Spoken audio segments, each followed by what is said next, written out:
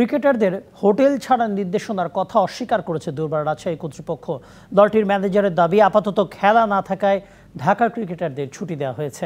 এদিকে দুর্বার রাজশাহীর চলমান সমস্যা নিয়ে উদ্বেগ প্রকাশ করেছেন খুলনা টাইগার্স অধিনায়ক মেহেদী হাসান মিরাজ।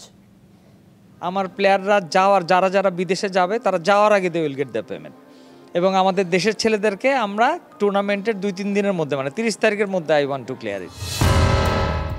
কথা ও কাজের মিল না থাকা, কথা দিয়ে কথা না রাখা, সবগুলোর নেতিবাচক উদাহরণই জুড়ে গেল দুর্বার রাজশাহীর কর্তৃপক্ষের সাথে। 29 জানুয়ারিতেও মেলেনি ক্রিকেটারদের চুক্তির বাকি টাকা।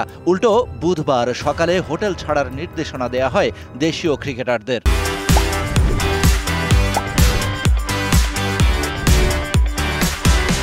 আমি নিজে প্রথমত খুব সারপ্রাইজ যে এটা নিয়ে এত বড় একটা নিউজ হয়েছে। এই কারণে আমি বলছি যে আমাদের টিম থেকে কিন্তু বলা হয়েছে প্লেয়ারদের যে আমাদের আগামী 5 দিনে কোনো ম্যাচ নেই, কোনো প্র্যাকটিস সেশন নেই, এই জন্য 3 দিনের জন্য ছুটি ঘোষণা করা হয়েছিল।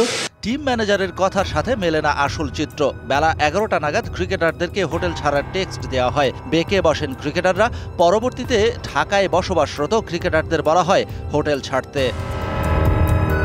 যে ফ্র্যাঞ্চাইজির প্লে অফ খেলা নিয়ে রয়েছে সংশয়, যে দলটা লিগ পর্বে নিজেদের সব ম্যাচ খেলে অপেক্ষায় আছে অন্যদের আপস অ্যান্ড ডাউনের মাধ্যমে প্লে অফ খেলার জন্য, যে দলটার ক্রিকেটাররা পারিশ্রমিকের 50% পাননি ফ্র্যাঞ্চাইজির কাছ থেকে, সেই দুর্বার রাজশাহীর ক্রিকেটাররা কোন ভরসায় হোটেল ছেড়ে যাবে ছুটিতে, সেটা নিয়েই দেখা দিয়েছে সংশয়।